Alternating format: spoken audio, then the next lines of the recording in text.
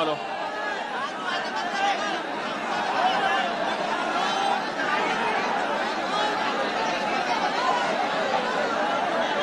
Hello. अरे मेरे भाइयों, अगर इतना ही जोश और जज्बा था तो हमको जीत के जश्न में ही बुला लेते। यहां हम कोई प्रचार करने नहीं, हम तो ऐसा लग रहा है कि जीत का जश्न मनाने के लिए आए हैं।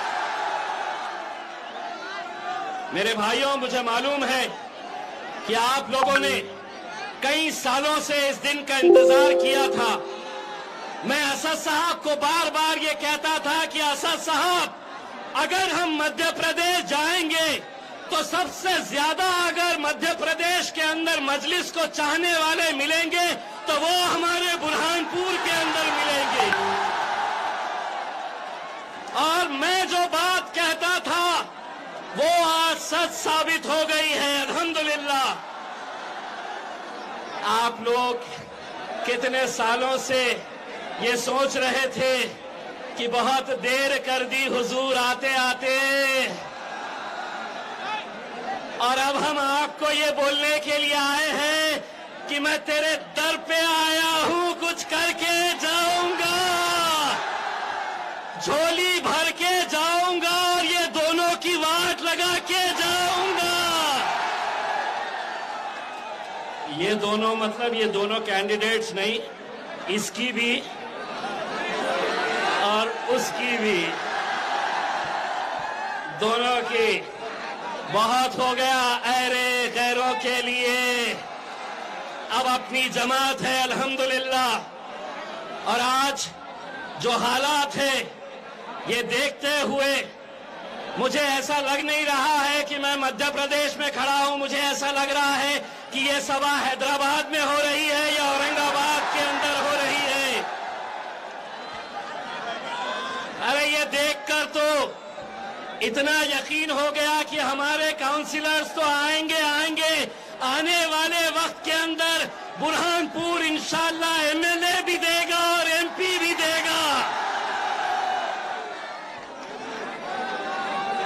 आज अल्हम्दुलिल्लाह मैं जब बुरहानपुर के अंदर हम आए तो दोस्तों, मेरे भाइयों, मैं असद साहब से एक बात कह रहा था कि अगर आज इस मुल्क के अंदर अगर आपने नौजवानों के अंदर एक तब्दीली लेकर आए हैं तो वो तब्दीली ये है कि इनके अंदर एक यकीन पैदा किए हैं, इनके अंदर एक भरोसा पैदा किए हैं, इनके अंदर एक सोच पैदा किए हैं, इनके अंदर एक ताकत पैदा किए हैं। और वो ताकत ये है कि तुम मुझे ताकत दो, मैं अच्छे अच्छों के सामने खड़े रहूंगा, नरेंद्र मोदी की आंख में आंखें डालकर सवाल करूंगा। लोग बोलते थे ये एक ही एमपी है हैदराबाद का, एक से दूसरा होगा नहीं, अब अकेले नहीं है, मैं भी हूं वहां पर। पहले असद साहब जब पार्लियामेंट के अंदर बैठते थे तो पीछे से कोई भाजपा वाला उनके बारे में कुछ ना कुछ बोलता था, उन्हें बैठने के लिए कहता था। लेकिन जब हम दो चले गए हैं, जब असद साहब कुछ बोलते हैं तो पीछे से मैं बोलता हूं, अरे बैठ बे बैठ।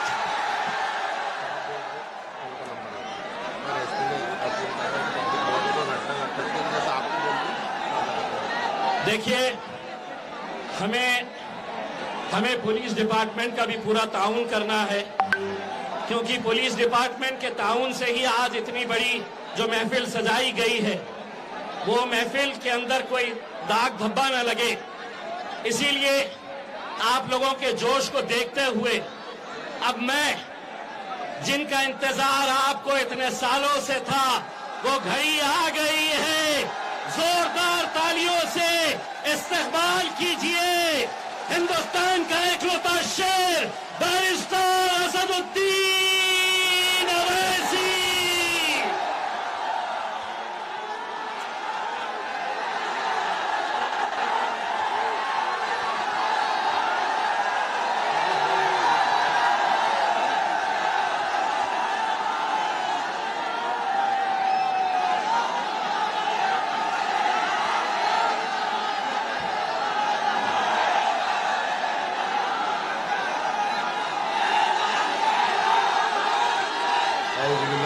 मिनशैतानिर्रजीम बिस्मिल्लाहिर्रहमानिर्रहीम अस्सलामु अलैकुम वरहमतुल्लाहि वबरकातुहू।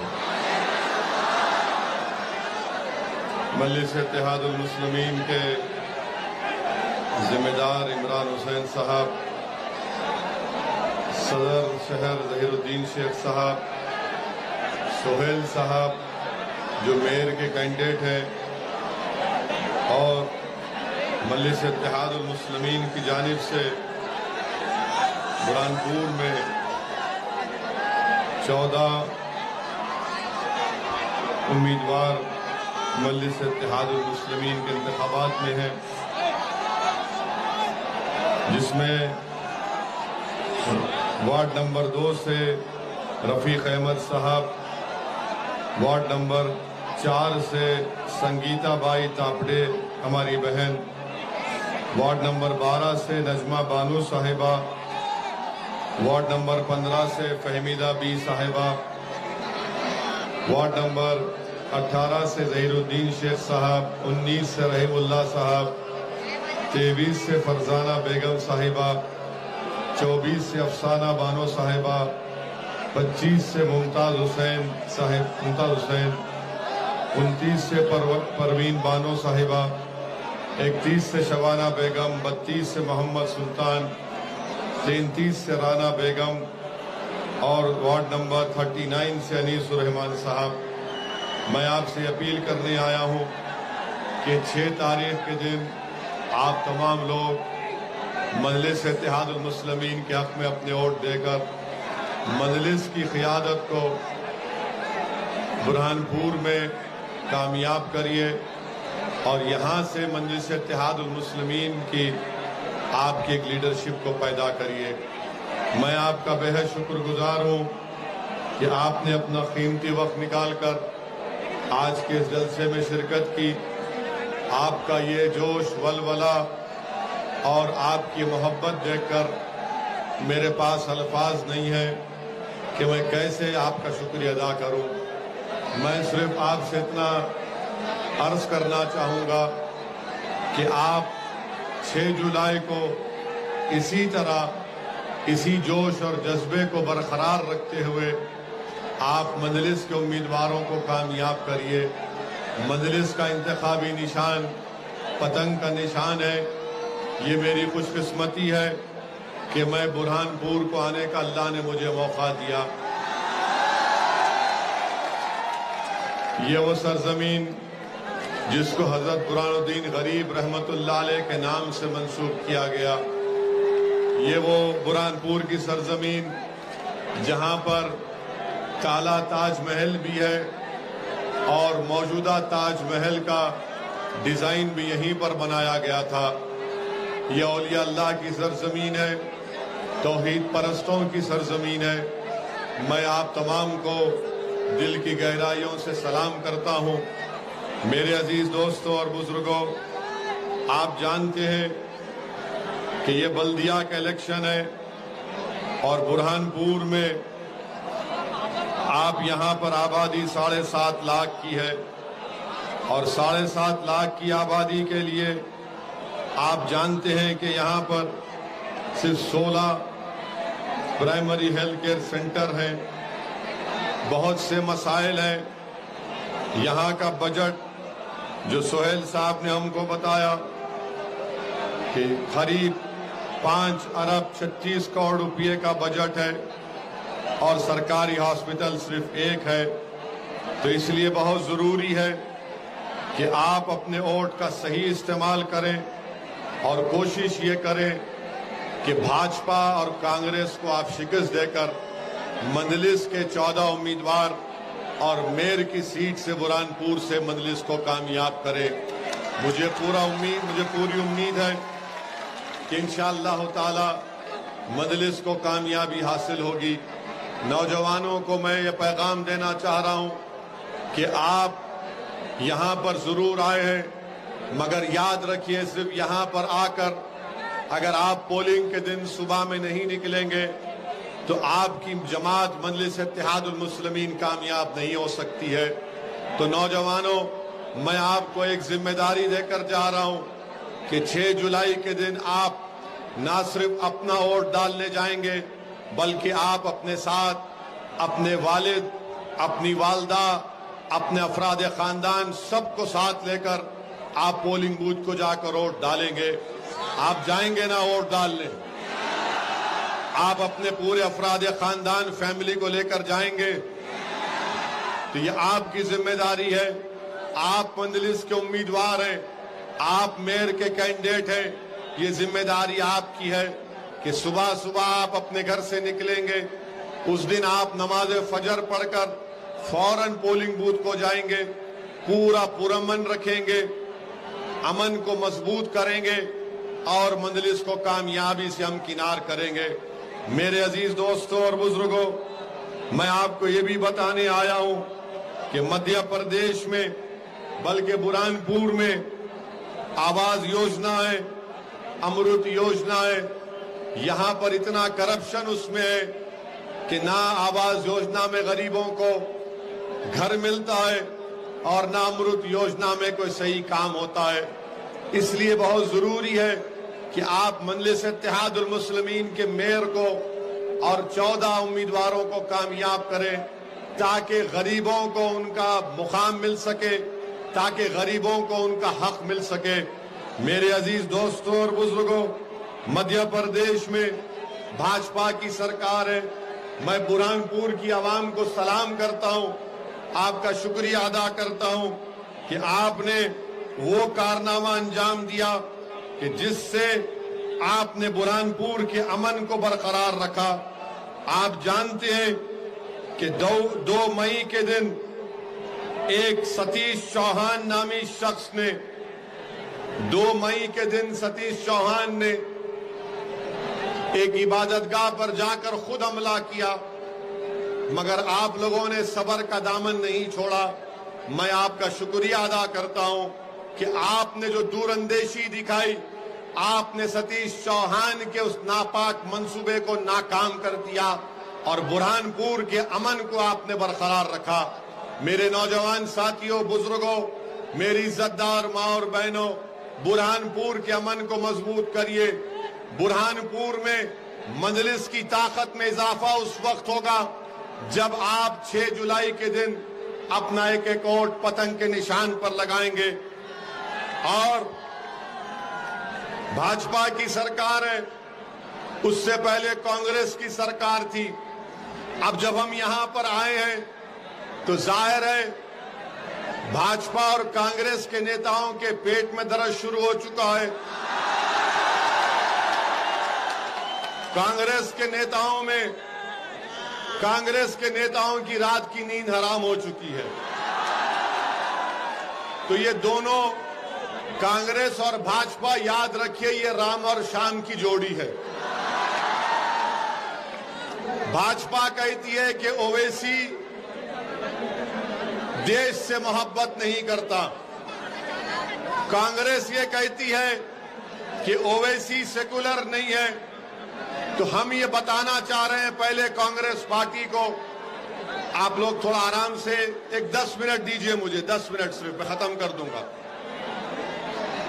कांग्रेस ये कहती है कि असदुद्दीन ओवैसी और मजलिस सेकुलर नहीं है।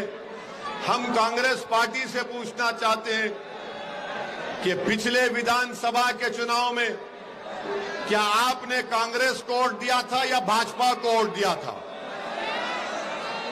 आपने भाजपा को तो वोट नहीं दिया था ना, तो कांग्रेस सत्ता में आ गई। कांग्रेस के 20 विधायक जो मोदी के गोद में बैठकर चाय पी रहे हैं, क्या वो हमारे से पूछ कर गए थे? क्या हमने उनको बुरहानपुर की आपकी जो मशहूर मिठाई है मावा कहते हैं ना, हाँ, मावा जलेबी हमने खिलाया था क्या उनको? हम खिलाए थे क्या? उनको मोदी जी ने मलई खिलाया। आपने उनको वोट दिया, मोदी जी ने मलई खिलाया, वो भाग गए। तो कमलनाथ अपने लोगों को नहीं बोलता, कमलनाथ बोलता ओवैसी। कमलनाथ तुम्हारे 20 विधायक भाग गए मावा जिलेबी बीजेपी की खाके, और अब ओवैसी बुरहानपुर को आया है, मावा जिलेबी मैं खाऊंगा आपके हाथ से। आप खिलाएंगे ना? तो कामयाबी के बाद आकर खाऊंगा मैं, वादा रहा। तो न काउंटिंग कब है? 6 तारीख को काउंटिंग 17 जुलाई 17 जुलाई को काउंटिंग है। हम 18-19 को आ जाते, आपसे मावा जलेबी खाएंगे। आपने कांग्रेस को वोट डाला तो 20 विधायक भाग गए, मोदी जी के हाथ से जलेबी खा रहे हैं। अब कमलनाथ बताओ कौन जिम्मेदार है? अच्छा, पार्लियामेंट का चुनाव आया तो पार्लियामेंट के चुनाव में आपने भाजपा को वोट दिया या कांग्रेस को वोट दिया? भाजपा को तो नहीं दिया ना। कितनों ने भाजपा को वोट नहीं दिया? हाथ उठाओ। डरो मत, डरो मत, डरना नहीं। अब हमारा अब सुन लो आप, एक कांग्रेस का एक ही जीता ना। कौन जीता? कौन जीता? एक उनका कमलनाथ का बेटा जीता ना। तो कमलनाथ तुम्हारा बेटा जीत सकता है, तुम्हारे पार्टी के कैंडिडेट क्यों नहीं जीत सकते? बेटा जीता तो दूसरा नहीं जीता। तो इसका बात क्या मालूम हुई कि कमलनाथ और मोदी दोनों अकेले मिलकर भाई भाई बोल लिए एक दूसरे को। अब कमलनाथ मंजलिस का नाम लेते हैं, कांग्रेस पार्टी बोलती हो वैसी आया तो बीजेपी आ जाएगी। अरे तुम मिले हुए हो बीजेपी से, भाजपा से, और तुम मिले हुए हो इसीलिए भाजपा दोबारा सरकार में आ गई। शिवराज सिंह चौहान नहीं बन सकते थे मुख्यमंत्री, मगर कांग्रेसियों ने मोदी से सौदा कर लिया और उनको सत्ता दे दी। मैं सिर्फ बल्दिया का इलेक्शन लड़ने आया हूं, मगर आपकी मोहब्बत देखकर ऐलान कर रहा हूं कि इंशाअल्लाह ताला विधानसभा का भी चुनाव लड़ेंगे। कांग्रेस पार्टी ने कुछ नहीं किया। ये देखो, आप जरा थोड़ा खामोश रहिए। देखो कितना लोग आराम से पीछे खड़े हैं, आप जरा ठहरिए। कांग्रेस पार्टी से अब कुछ होने वाला नहीं है। कांग्रेस पार्टी अब इंशाअल्लाह ताला जल्द से जल्द बिल्कुल कमजोर होकर घर में बैठने वाली है। हमारी बात मान लो आप, अब इनसे नहीं होने वाला है। ये हो गया इन लोगों का टाइम। अब टाइम मजलिस इत्तेहादुल मुस्लिमीन का है इंशाअल्लाह ताला। इनका वक्त खत्म हो चुका है। कांग्रेस का वक्त खत्म हो चुका है। अब तुम्हारे दौर का आगाज होगा इंशाअल्लाह। अब इन नौजवानों की दौर का आगाज होगा। और आप हमारी बात याद रख लो, शायद कोई इसको गलत समझे, मगर हम में और आप में इतनी ताकत नहीं है कि आप किसी पार्टी को सत्ता में आने से रोक सकते हैं।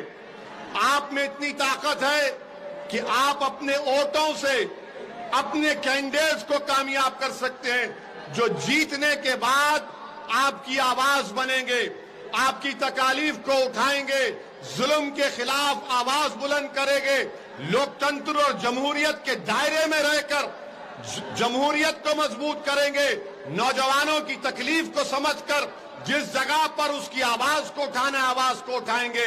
ये काम मजलिस इत्तेहादुल मुस्लिमीन कर रही है।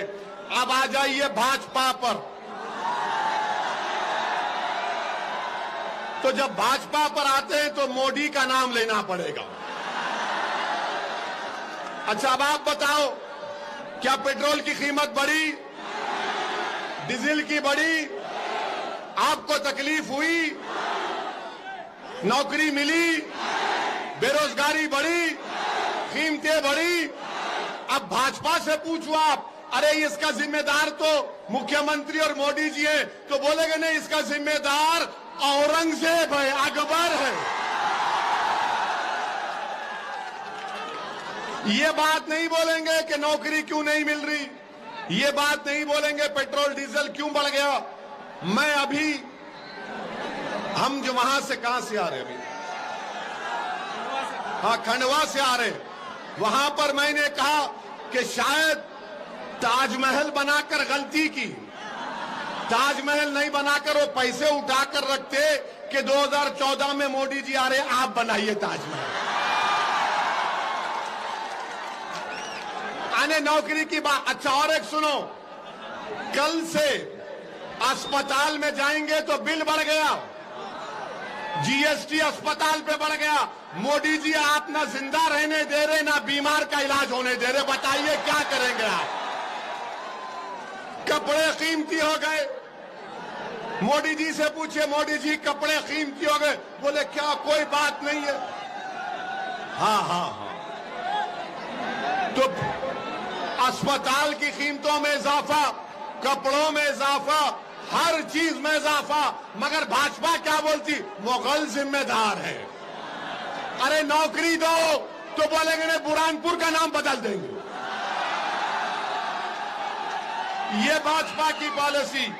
और दूसरी बात आप जानते हैं, मैं भाजपा के नेता से और मध्य प्रदेश के मुख्यमंत्री से बोलना चाह रहा हूं, आपने जो धर्म तब्दीली का कानून बनाया वो संविधान के खिलाफ है।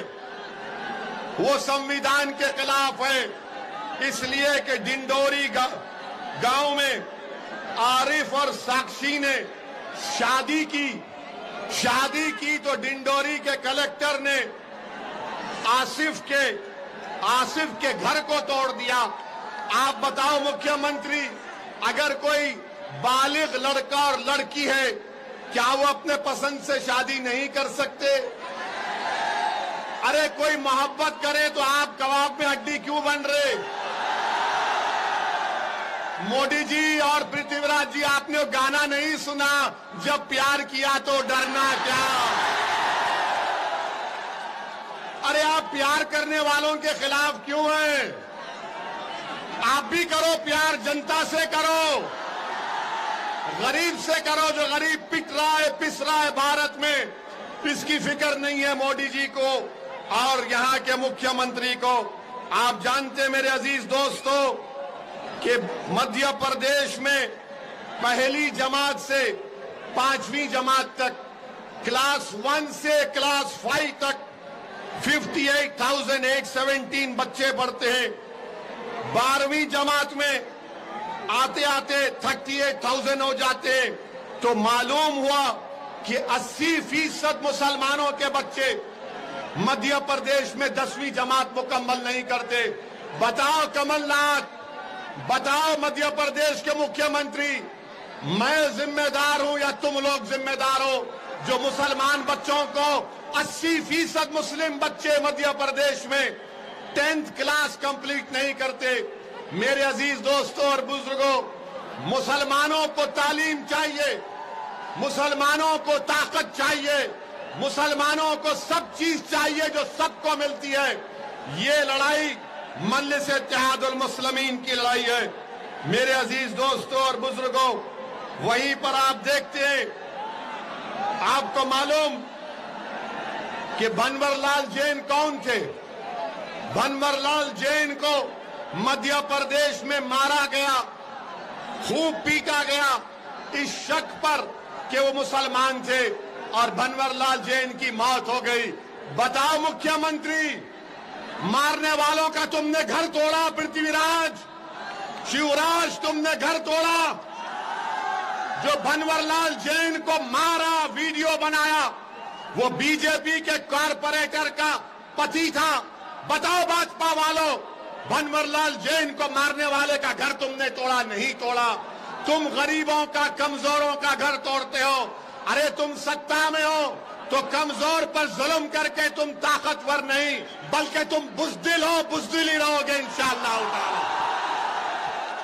मेरे अजीज दोस्तों और बुजुर्गों, यहां पर एक भाजपा के नेता हैं जो कह रहे हैं कि जो मिलिट्री में 4 साल नौकरी कर लेगा उसके बाद उसको भाजपा के दफ्तर में चपरासी की नौकरी देंगे। अरे जो मिलिट्री में जाता है, आर्मी में, वो देश की सेवा करने जाता है। देश के प्रधानमंत्री देश के नौजवानों को चौकीदार बनाना चाहते हैं, उनको नौकरी नहीं देना चाहते। बहरहाल मेरे अजीज दोस्तों और बुजुर्गों, 6 मई को 6 जुलाई को आप पतंग के निशान पर वोट लगाएंगे?